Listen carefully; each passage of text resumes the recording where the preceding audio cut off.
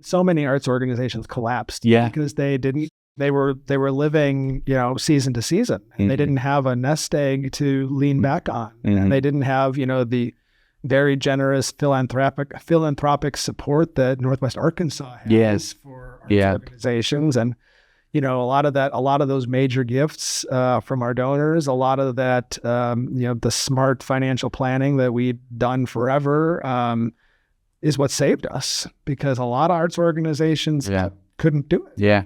They were under. Matt Woolley Podcast.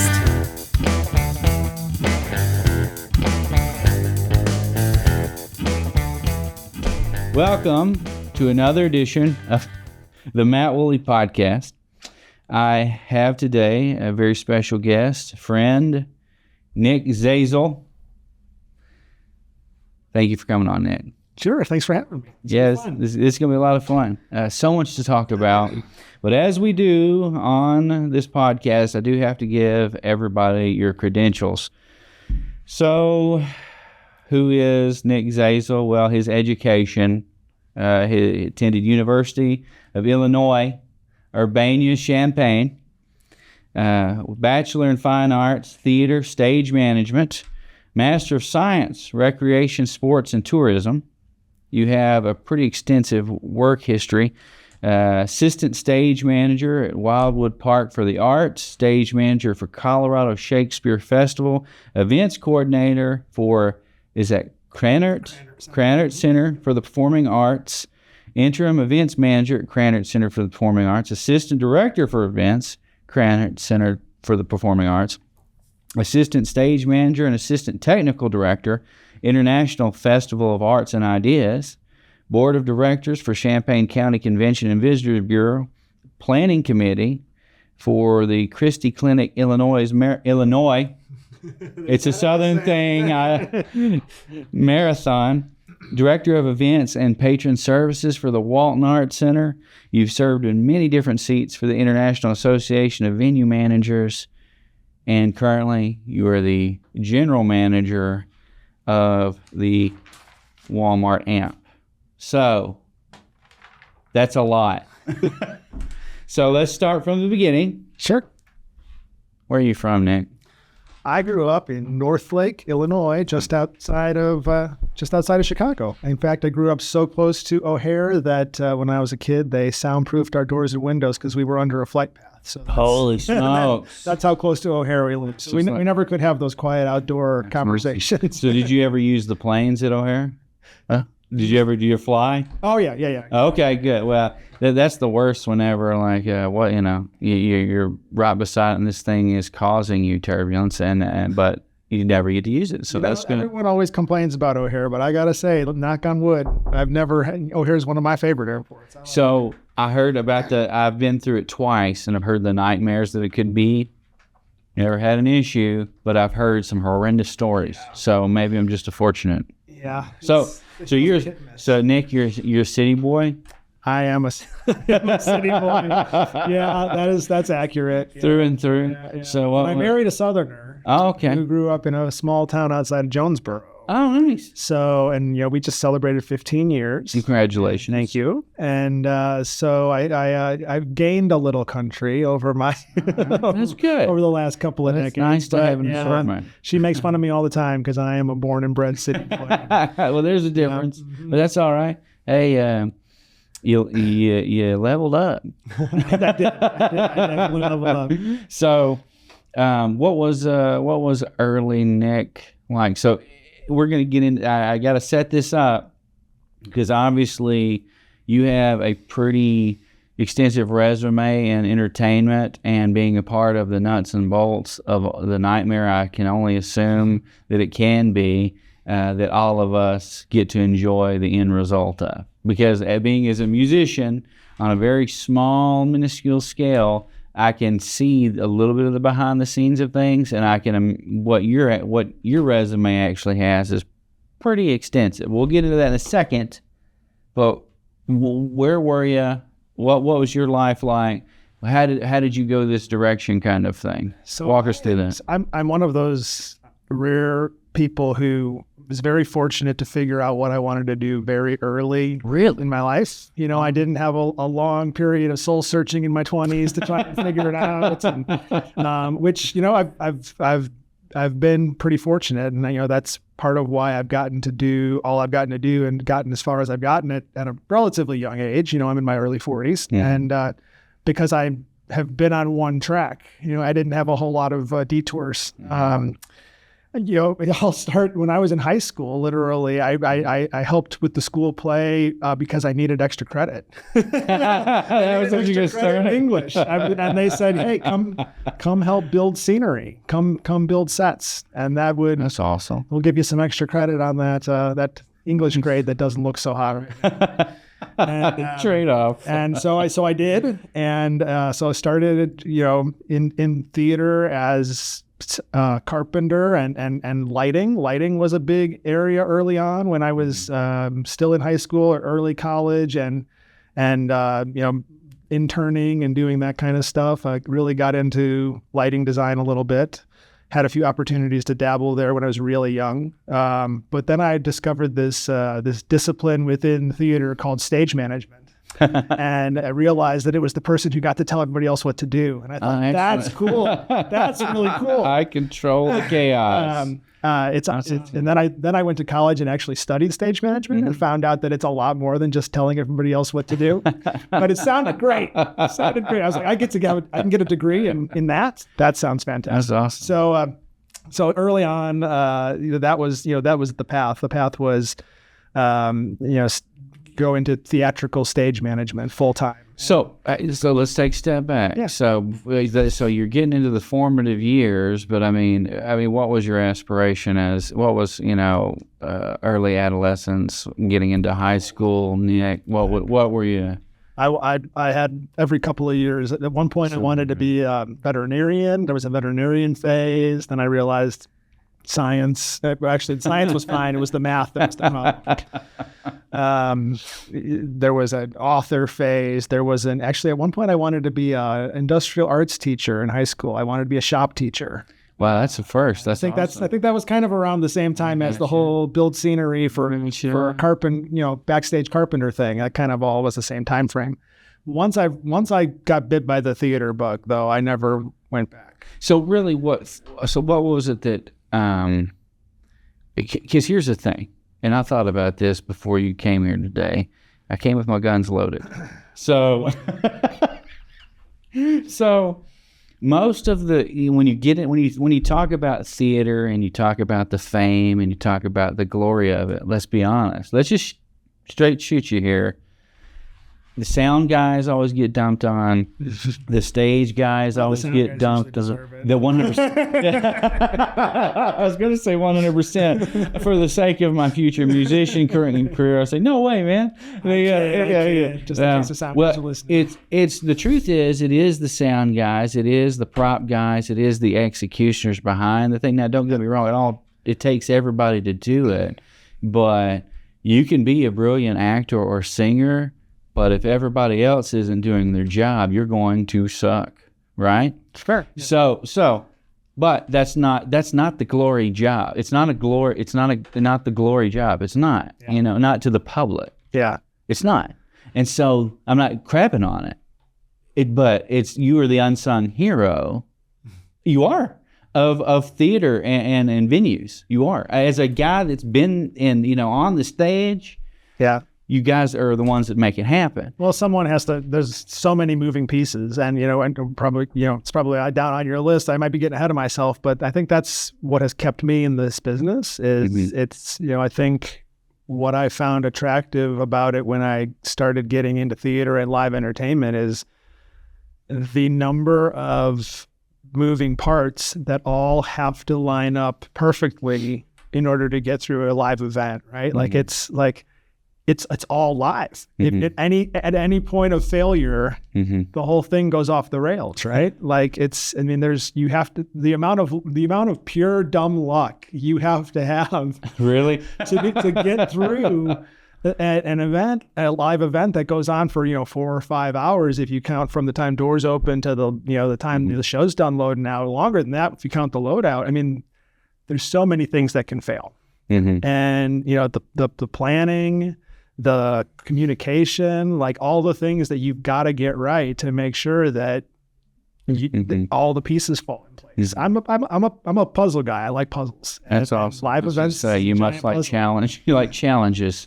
So, okay, let's take a step back then. Let's go a little further back before we get into that. So, where was the allure? I mean, were you like, I know you said you want to tell everybody what to do, but like, I mean, was it just, was it the love of creating, like, I mean, was it inspiring to you to create like this imaginary place that people come and, I mean, what was it? I mean, what was the draw? I think for a lot of people who go into the arts and entertainment, it is that creative thing. It's the interest in creating some of the piece of art, the influencing audiences and changing people's lives. And I appreciate all of that. I don't think that's for me. I don't tend to be, I'm not the creative spirit person in the operation. That's just, I'm surrounded by them and I think I feed off of them. But for me, it's all about it's the logistics. I'm a logistics guy. You keep the cats wrangled. Yeah. I mean, I thrive off of figuring out how to take all of these moving pieces and put them together. And there's lots of, I think, different industries where you can have a role like that. I just happened to fall into live entertainment, and that's the first one that got me. But that's where I feed off my energy. People tell me I have a very people-y job for a person who really doesn't like people all that much. And, the audiences provide an energy, artists provide an energy, creative spirits that I work with provide an energy. But what I really, thrive off of is taking all of those people and figuring out how it all. Awesome. Well, let's walk through the bug gets you. You decide you're going to go to school for this. You're deep into it.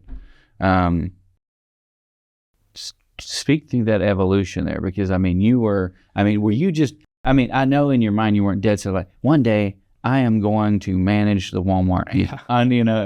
But it's like, run us through the steps of, in college, getting out and you have quite the resume. Walk us through that. So yeah, Arkansas was not on the you don't say. So yeah, left high school, went to study stage management and theater at the University of Illinois, and even towards the end of my 4-year undergrad degree, that the plan was still theatrical stage management. I wanted to go to New York. I wanted to do the Broadway thing. That was the trajectory.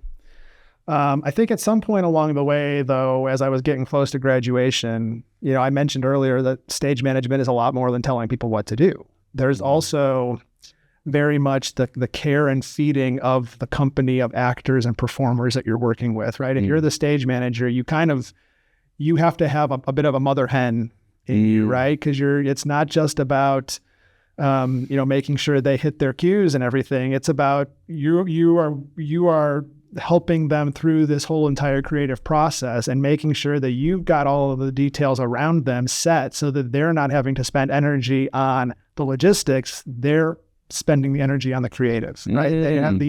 They're in the right mindset to go into that rehearsal, to go into that performance, and you take all of the other worries away, whether or not their costume shoes are fit and are the right size and are in the right place at the right time, that the prop is on the right table so that they don't get there and they have to think, oh crap, the gun I'm supposed to have for this next murder scene is not on the table and I don't know what to do. It's all of that stuff. It's the stage manager. The detail.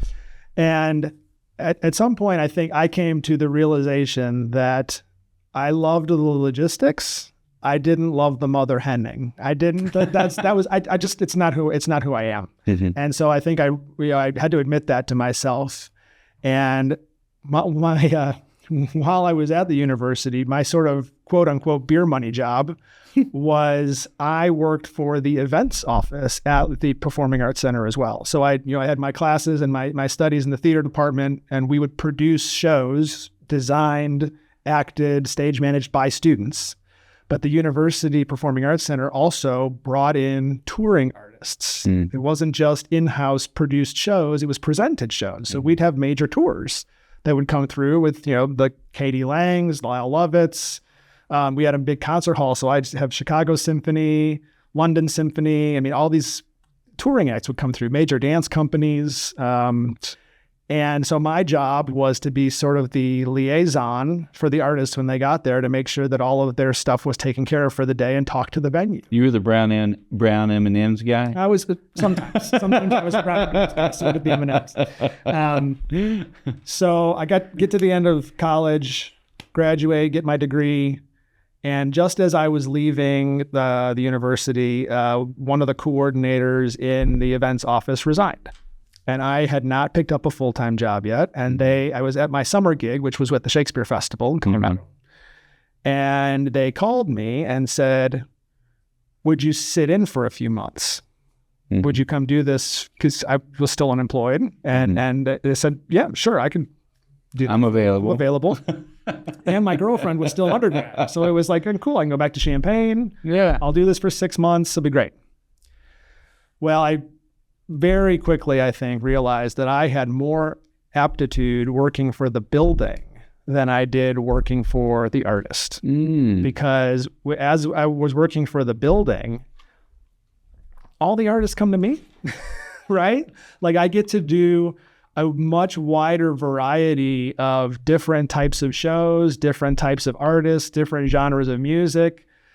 And it's to be quite frank, it was an easier life decision because that life on the road is tough. I mean, that is, and it, especially in the touring life, but then also, even if you're not touring, that life in the theater industry, if I was to go to Broadway, it wasn't going to be graduate from Illinois, go stage manage on Broadway. It was going to be, 10 to 15 years of building that reputation and building your name and paying your dues and making next to nothing while you do it, right? So, when I get my, the university calls, hey, will you do this gig? By the way, we're paying $30,000. I mean, that was more money than I had. I thought they said 13, and I was ecstatic. And then I found out it was 30. Then I was more ecstatic. But I just realized that venue logistics, I still got to do all of the creative stuff and still got to be a part of that energy around the show. But I didn't have to sacrifice all of the things that come with, being able to have a home and a family and live in one place. And I didn't. Best of both worlds. Yeah, and I didn't have to spend the next 15 to 20 years finally getting to a place where I'm earning enough money to be able to make the things I wanted to do happen. So that 6-month gig turned into getting the job permanently. That's awesome. And then I ended up staying at the university for, it was another decade.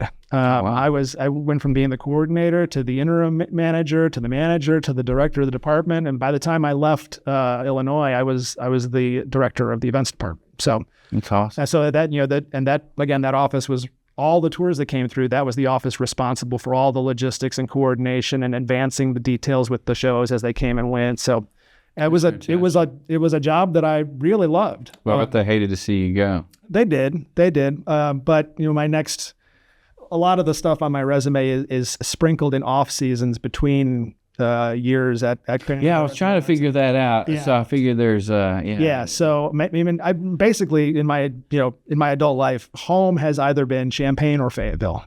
Okay. That's always been the home-based jobs. And then all the other things were, gigs in between, take a summer, do this, take a, an off season, do that. But when I left from Champaign to come to Fayetteville, it was really about taking, the University Performing Arts Center was really into the fine arts, and there was a lot less commercial product that they were booking in that building. So one of the things that really appealed to me about going to the Walton Arts Center was that they had the Broadway series, and there was some more of the, for lack of a better term, the popular appeal commercial product that they were doing, and that was going to be a different type of thing for me. What time was this? What time frame? That was 2013. Okay, 2013? Yeah. Okay. Yeah. Okay. And that really had a strong pull to me at that time. Was I said I wanted to do Broadway. Now I can do Broadway and still be in venue management. I need to move to a Broadway venue. Nice. Because we didn't do Broadway at the end. So that's what's going on there. Yeah. That's what pulled me to Fayetteville. Gotcha. All right. So I have to ask this question. I too am a transplant, which I'm from LA, Lower Arkansas. Yeah. And coming here, which, I noticed that wasn't an LA accent. Yeah. Most people, when I tell them I'm from LA, they intentionally give me this weird look. I'm like, it's a setup. So that had to have been a little different for you around that time frame, which 2013, this area was, it's not as developed as it is now, but it was still in doing good. But coming from Illinois, was it like, whoa, what have I landed into kind of thing? Well, my experience landing at the airport at XNA at like 9:30 at night with my cell phone dying, trying to figure out how to get to Fayetteville from XNA. Oh, wow. That was a what the hell am I doing here? I've learned to love our airport. Well, now I love our airport. It was not what it. Yeah. I've had so many people that fly in for business, and I get a phone call right out. I mean, dude, as soon as they're off the airplane, they've never been here before.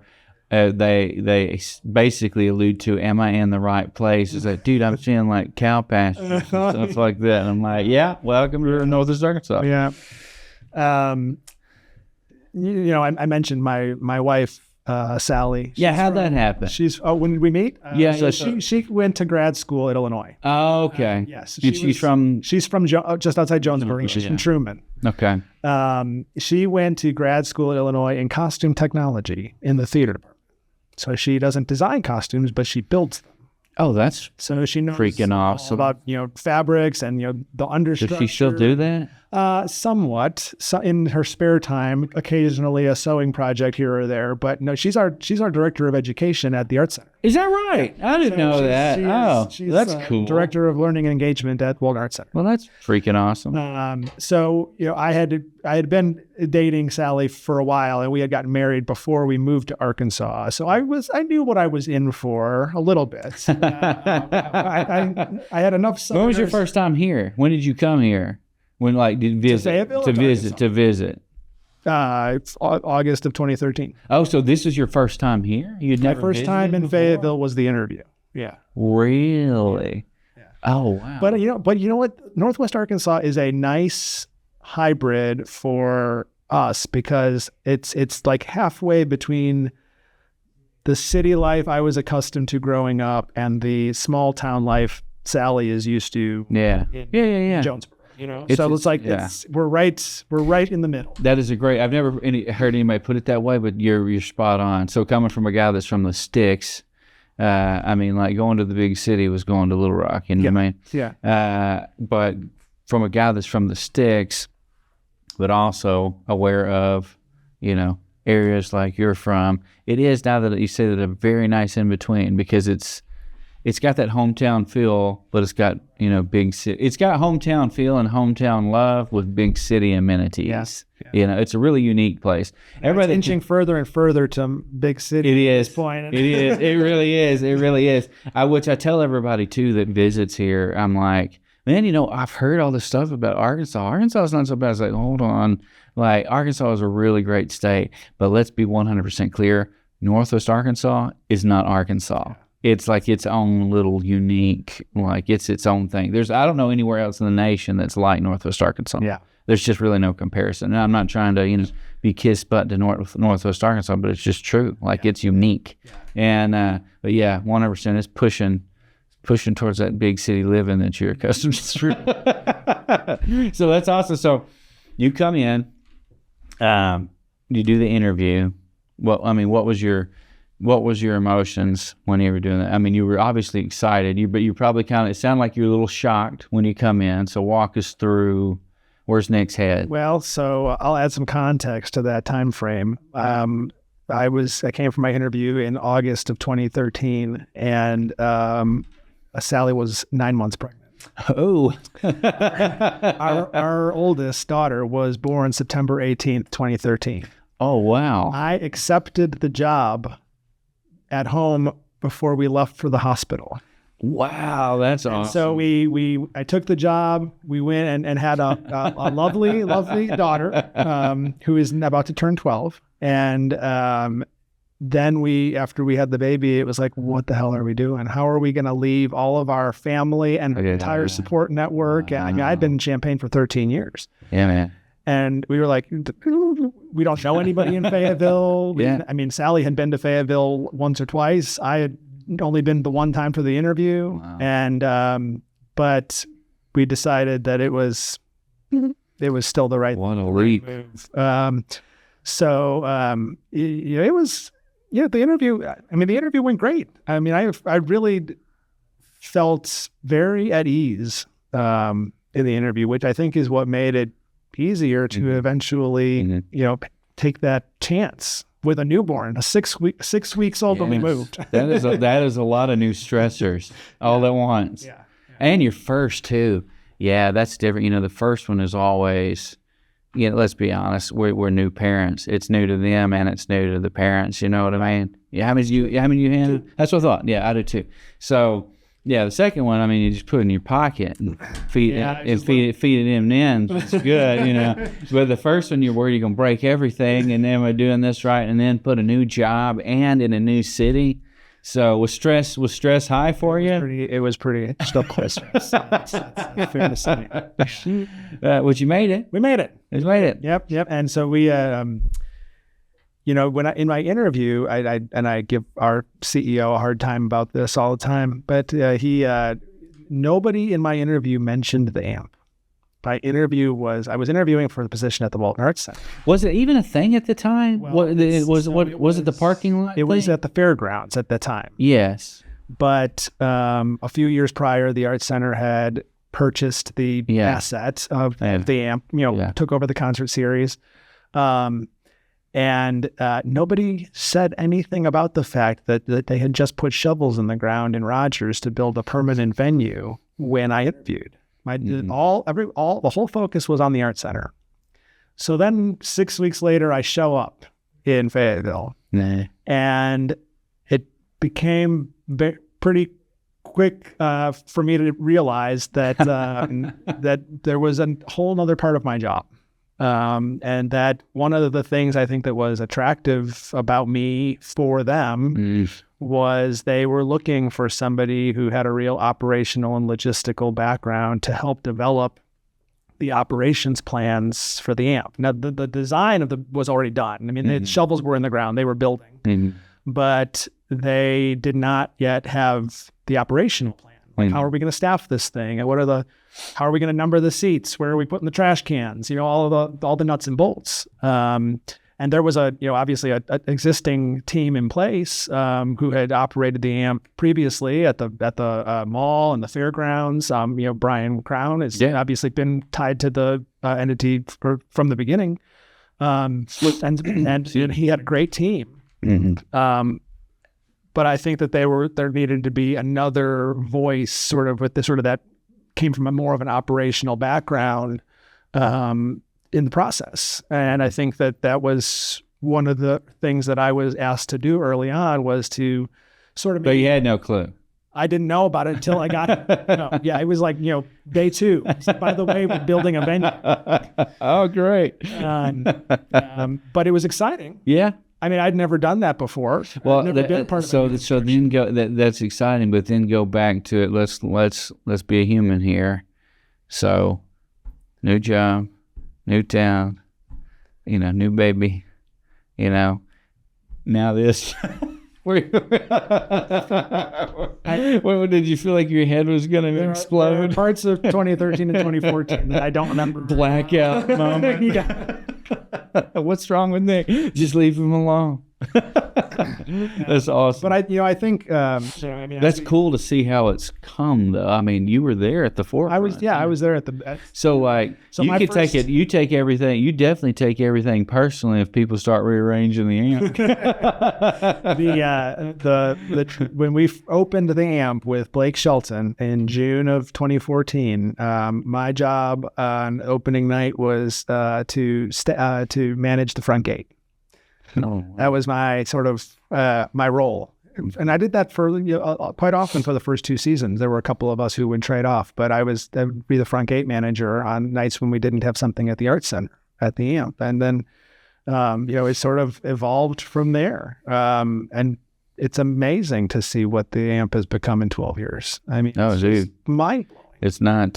It's not big acts. Never would have thought about some of the acts that are playing the place now back then. I mean, and just the way that, because we've had a great team. I mean, we had a great team then and we have a great team now. I mean, the reputation that we've been able to gain in the industry and with artists is the whole reason that they come here. I mean, it's not the biggest venue. They're not going to make the most money if it's, on their tour stop, because I think if Kiss, that was an epic show. Sorry I interrupted you, but I as a guy that's a Kiss fanatic, I couldn't believe that I could walk 5 steps out of my building and go see Kiss. Yeah. That's pretty rad. Yeah. Great night. Yeah. Keep going. I'm sorry. But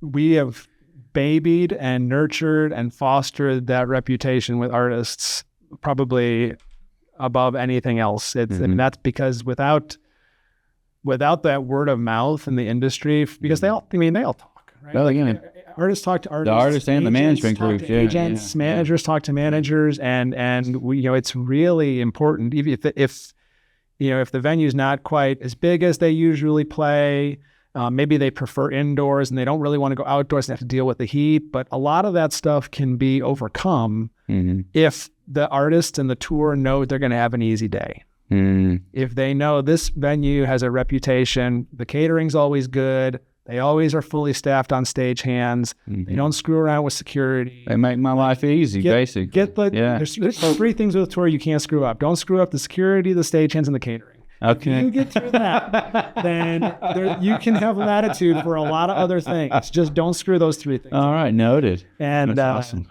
And we do those things exceedingly well. And so people like coming here. Yeah, and so great venue. And the expansion even made it better. The expansion in 2020, that was that 2020. My gosh, where does the time go? We finished that expansion in May of 2020. Yeah, you know what happened in March of 2020. Yeah, no, so it's sat empty for a year. Well, now hold on just a second, Mister. Y'all did have a few.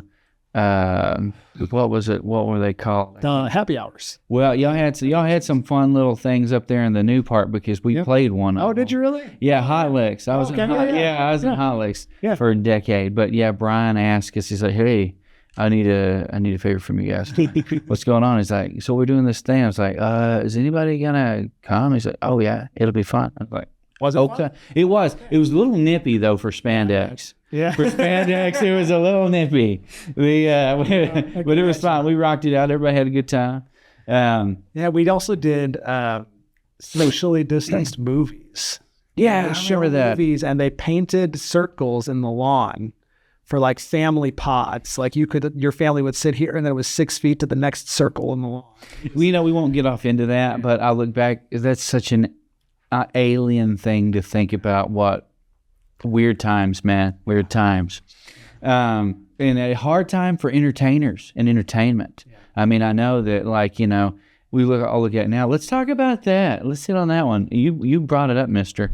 So was that, where was your head when all the chaos was going, like, where now nobody's ever going to be outside ever again kind of thing? I mean, and from an entertainment perspective, that had to have been a little like, gosh, this sucks. Yeah. I mean, well, so just to get our timeline straight, I took over as GM at the AMP coming out of COVID. Oh, I didn't know that. I wasn't the GM during COVID. So gotcha. I was it's still at the Arts Center. Oh, gotcha. Which in a lot of cases, was even more troubling because indoors was even worse. Outdoors. Yes. So yeah, I mean, I don't know. I think that I was pretty practical, level-headed on. I mean, that's like I guess I just kind of always figured it was temporary. Yeah, it would.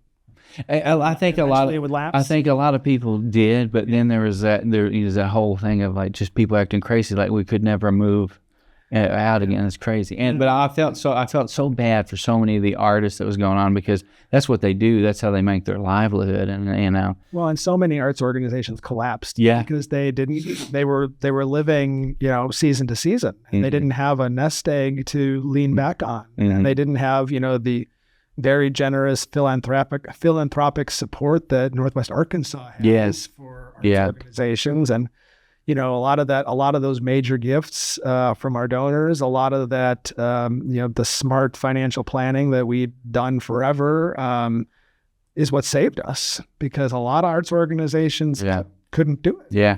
They were under.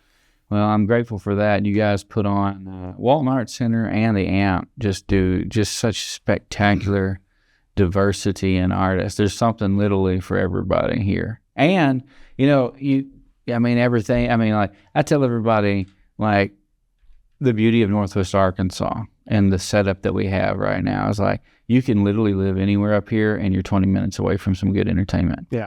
It's awesome. All right. So let's switch gears, Nick. We got a few minutes here. All right. So I was thinking from the perspective of the guy from behind the scenes on some of these. Some of these are good questions, some are so-so, but I put them down anyways. Okay. All right. So this is more like hitting on the personal. So you've held some roles for assistant stage manager to assistant director. Now you're leading a major venue. So what would you say has been the biggest lesson in your career coming up to this point? Because you're pretty much done, all the moving parts jobs, more or less. So what's the big takeaway? Well, that's a good question. There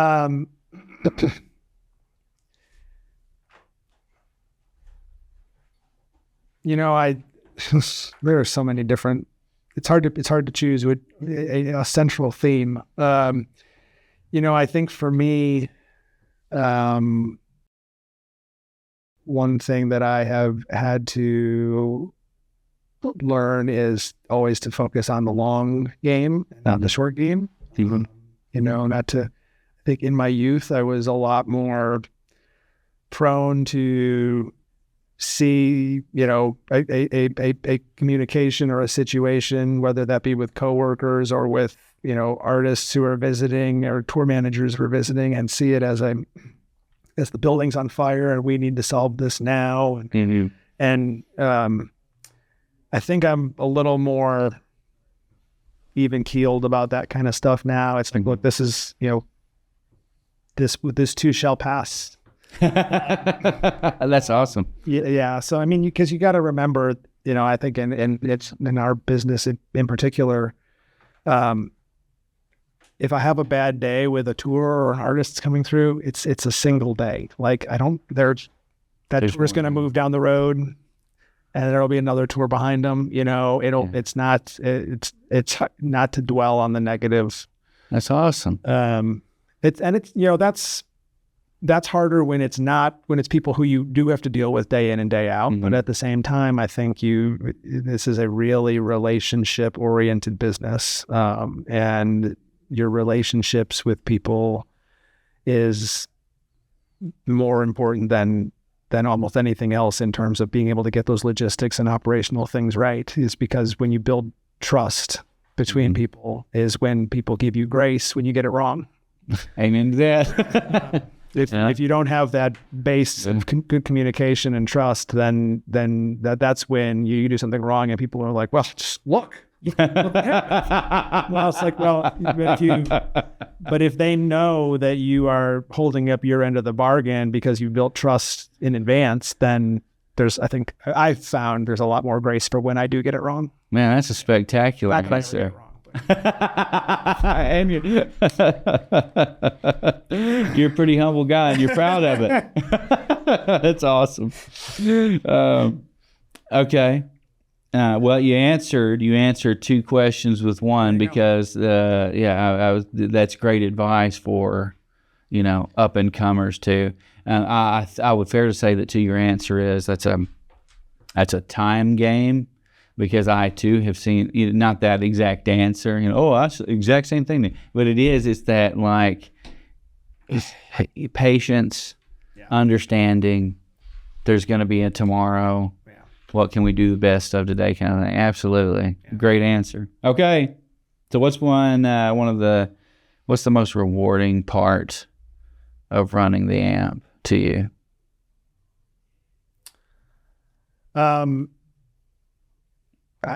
I would probably have to say that, especially since I've seen it from the inception, at least the inception in Rogers, this site, the way that it impacts the cultural landscape here, I think, is probably one of the most rewarding things. That's awesome. It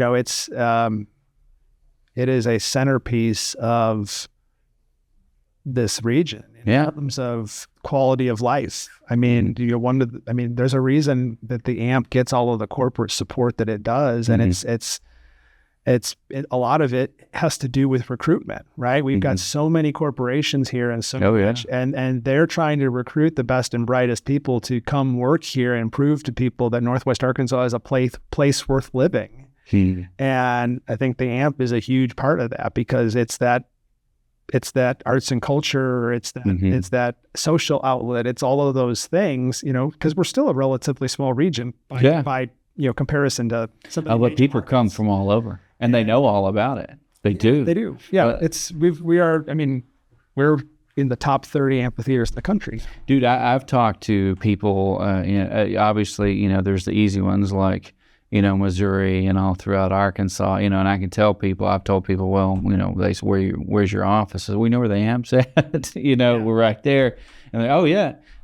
But new one, Texas, somebody from Texas the other day was telling me that they, I was like, oh, well, same thing. Where's your office located? I said, well, we're in the Rogers-Bentonville area and close to Walmart headquarters. Oh yeah. And we got in more discussion right beside the AMP. Oh yeah. I've been to show you. Yeah. And that's huge. Yeah. Okay, so run this through. Can you do, man, there's so many questions. And I full disclosure here, I need to be honest with the audience here. I told Nick that we were just going to go on the fly, and then I came up with some questions because I got to thinking now's a great opportunity to learn about the AMP. This is not a setup. Nick does not know these questions, and I appreciate him answering these. So what's a day in the life? Give me the rundown. Okay. What is a day in the life of Nick and his dream team when a big artist comes into town? What does that day look like? And remember, we only have a few minutes. Well, I'll try to keep it brief. I'm making a joke. I know there's a lot. If I've done my job, then I'm actually not very busy on a show day. Really? That's awesome. Because most of my role is making sure that all of the bits and pieces are lined up, right? At that point you get to the show day and it's just fine tuning. Now the team is, that day starts at 5:30 or 6 in the morning. That's when, those first trucks are going to roll in to start loading, and they've driven all night from the last town wherever they were, because they ended their show and they loaded out till midnight or 1 a.m. and then they hit the road and they drove for 6 or 7 hours, and now they're coming to the AMP. So they're, that load in starts early. And then, that you're going to have sound checks mid-afternoon. You're going to have, at some point, there's always the VIP element. Did the tour sell any kind of a VIP experience or anything? And does that include, allowing people to come into sound check or some kind of early entry thing or whatever? But, during during the afternoon, it's really all about just preparing for that opening of gates, making sure that we've dotted all the I's, crossed all the T's. Is the food and beverage team ready? Are they well staffed? Is the housekeeping got all the trash cans lined? And, it takes a village. It takes a million people. I mean, on a big sold out show, we can have nearly 500 people working. Between security guards. That really is a village. It is. I mean, it's almost 100 people just in food and beverage alone. If you count all the bartenders and people working at concession stands and the bar backs who are stocking the fridges, and it's a lot of people. But for me, it's really and I come and go from my office throughout the day, and I'm watching the ticket counts, seeing as people are coming in, and that, that'll tell me, do we have a problem at the gate or any kind? Because are people getting in fast enough? And I'm watching the food and beverage counts, saying as like, well, if we're not moving certain things or certain concession stands aren't selling, what's the problem? And so then I'm going out into the floor and trying to figure out, why is this not working? So you're working with real-time data as it's transpiring. Yeah. Interesting. That's cool. And then there's the shaking hands and kissing babies of it all, right? Like we visiting the donor lounge, making sure everyone's taken care of over there, stopping by the box seats, making sure that people are taken care of over there.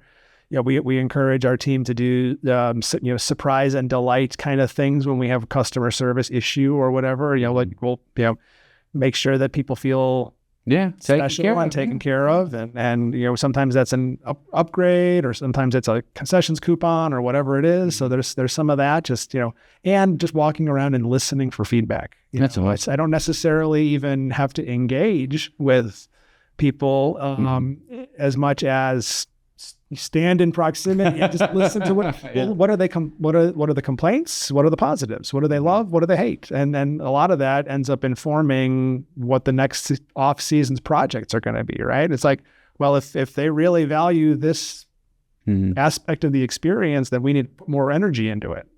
That's awesome. So really, day of, you're kind of quality control essentially. That's a good way to put it. Yeah. Your quality control. That's a good way to put it. And of course, I make sure that I go back and I talk to the tour manager. I mean, everybody always asks me, like, do you meet every artist that comes to the AMP? Well, no. Part of that is logistical, but part of that is also, like I said earlier, like, I'm not the creative guy. Like I mean, I'm sure that there are some. Have you ever had any crazy stories with artists? Not for the public podcast. You don't have to call them by name. Actually, I kid. I mean, actually, I don't have a lot. I've had a pretty normal experience with most artists. That's awesome. Who was the nicest artist you've ever met? Now, sorry, I just derailed you, but this popping in my head. Or somebody that made an impression on you. Jack Black. Really? I bet. D was here. Jack Black was exceedingly polite and fun for the staff to have around. He was great. Lainey Wilson is a sweetheart. That's awesome. She was very kind to everybody. Actually, I'll go back to my Performing Arts Center days, back to Krannert. One of my favorite artists that I ever worked with was Michael Feinstein and Marvin Hamlisch. Wow. Yeah. They were, Marvin Hamlisch wrote a chorus line and some other.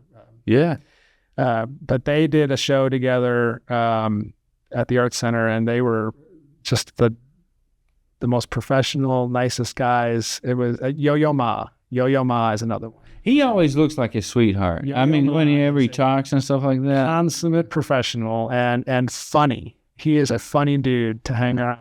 That's awesome. Got to talk to him a little bit backstage and drove him around town. I think I was his car driver for the day. Those are some really great experiences. Special moments. Yeah. That's fantastic. Did I answer your question? You did. Okay. You did. Well, we're actually doing the normal thing just by kind of flowing as things happen. I'm so intrigued by what you do and the stuff that you're part of, because it's speaking as a guy on a very small level that's an artist. I know what it takes to just venue wise. Even smaller venues are a headache, They do. They have a lot of. They have just like you don't see it as a headache because it's what you do, but you are literally a continual problem solver. Anybody that manages a venue, it's nothing but it's just like anything else. You're just making sure you meet the challenge. But the difference between in my perspective, there's an impact no matter what. But in my business, if a client's not happy, well, yeah, that's going to have some effects. But if you or your team doesn't do their job right, there's a few thousand people that are going to talk about it. Yeah. There's that live pressure. Yeah. And so I'm like, yeah, I mean, it's a big deal. It's a big deal. And, it's one, you don't ever really get a dress rehearsal, right? No. Where do you find 10,000 people? And you're dealing with artists. And dude, you not only that, you also are subject to whatever the artist decides to go Iggy Pop on everybody. Right. You have to deal with that too. And it's crazy, we're dealing with both sides of it. Yeah, you rehearse with live ammo a lot. That's awesome. That's a good way to put it. Well, anything ever crazy pop in your mind that you've had to deal with, with an audience? Anything nuts going on that has ever happened that sticks out in your mind, with just something crazy with the crowd?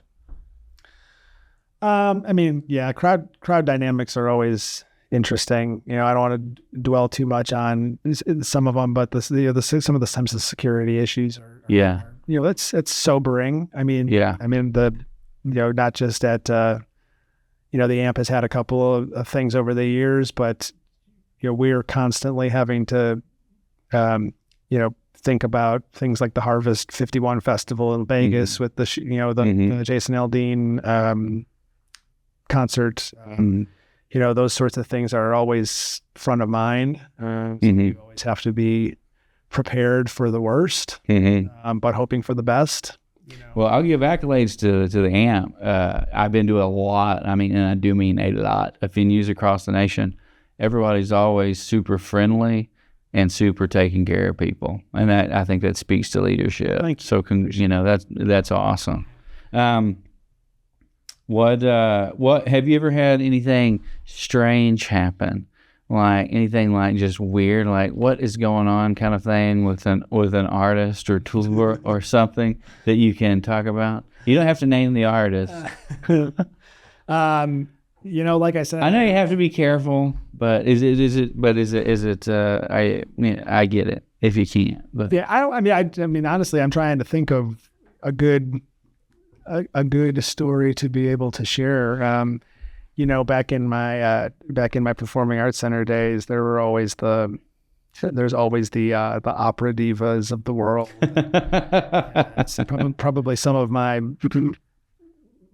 what the hell stories from those days more than they are now. You get to every tour is obviously different. Every artist is obviously different, and there are certain tours that are just very disorganized, and then you get the tours that are very buttoned up, and it runs like a yeah, they got it together. They got it together. They got a good stage manager. Somebody on their end is keeping the trains running. Yeah, awesome. And those are always the easy days. Have you ever had any Brown M&M moments where an artist I need 300 Subway sandwiches and kind of thing? They're never they're getting exaggerated in the media. Right. Things, but writers are very specific. It can be, I want this kind of bottled water. It only can come from this place. Those things happen. Have you ever had to special order stuff ahead of time because all the time. We do that all the time. Yeah. But I've come to realize that writers are really just memorialized post-traumatic stress disorder. When a tour has a problem somewhere. Yeah. They don't have someone ruins the catering or someone doesn't get the security right or whatever. Mm-hmm. What do? They put it in the rider so that the next happens again. The next venue, it never happens again. So you read through some of these riders and you can just tell it's like, well, some venue screwed that up and some venue screwed that up because now it's in this rider, bolded and underlined. And amazing. So it's a little bit of... Have you ever had any Van Halen moments where somebody's like, I want a kiddie pool or some kind of crazy thing like that? Or is it just particular... Like, have you had any like crazy stuff like why did they want a 12-foot inflatable giraffe? I remember having to go find a toddler toilet seat once for an artist. What? They had their newborn on the road, and I guess the toilet had broke or whatever, and they were potty training, and they'd have to do that once. That's awesome. Yeah, I mean, there's been a few things. I can't remember ever going to have to find a 6-foot stuffed zebra. That's fantastic. What is most critical to a concert, Nick? What's the most critical thing to a concert? Good food. It keeps everybody calm. Everybody is well fed, then nobody gets hangry. Yeah, I say that is for sure. Good food, good drink. I've said for the longest time there's 3 things you don't get in front of, and it's your family, your money, your food. If you can stay away from bugging anybody over those, you're gonna be just fine. Now the most critical thing, good communication. Transparency, making sure like if a tour is coming in and they've asked for something and I can't provide it, the last thing I want to do is surprise them with that information, right? Like I need to, as soon as I realize like I can't do what they're asking, just be transparent about it. Just tell them like this is why I can't do it and these are the roadblocks. Let's find another answer. Let's find another solution. Let's find a middle ground. The worst thing it can do, and I think that's true of patrons too. It's like that's why the communication that you get ahead of a concert is so important, right? Like you bought a ticket, like so many people don't read that know before you go email that the venue sends you. But for the public listening, shout out, please read the know before you go email. Do you guys have any signage there that tells people what? We could use some more signage. But like communication, both of the people who bought the tickets and the people who were on stage, like that's what makes it all work. If you're not communicating well, that's when we run into problems because then people are surprised because the experience isn't what they expected, and that's when people get pissed off. So that's what makes it all work. Is you just have to be communicating and communicating quickly as much as possible. All right. Last question. Last one already? Yeah. Personal question. And the answer can be anything. I ask people this sometimes. Okay.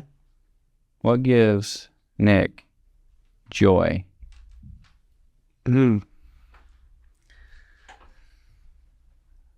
Well, let's see. For me, one of the greatest things is we're big campers. Love going out into nature and that waking up before everybody else and walking out of the camper in the morning. That is a fresh morning air, complete reset for me. And that's definitely an area. That's definitely not thousands of people screaming for something. Yeah, right. It's not necessarily thousands of people screaming for something. As much as that is a part of my day job. That's fantastic. So it's hanging out with the family and nature. Yeah, that's great. Yeah, that's great. Well, Nick, the hour has flown by. Who my favorite artist is. I assumed that question was coming. Well, here's the thing. Every time will you answer it if I ask it? I would answer. Who's your favorite artist? Jimmy Buffett. Is that right? Why is that? Yeah, I saw Jimmy live 16 times before he passed. Holy smokes. And there is just something about the energy of a Jimmy Buffett audience. I can see you in that. Very positive. It's very positive. Upbeat. And everybody having a good time. Yeah, everyone having a good time and everyone looking out for each other. It's a great experience. And, my biggest COVID regrets, just to go back to that, Jimmy played the EM in June of 22, I think. It was the year after we had gone through all the COVID. And it was the first time he'd ever been there. And it's the closest I ever got to meeting him. I was maybe 15 feet away from him.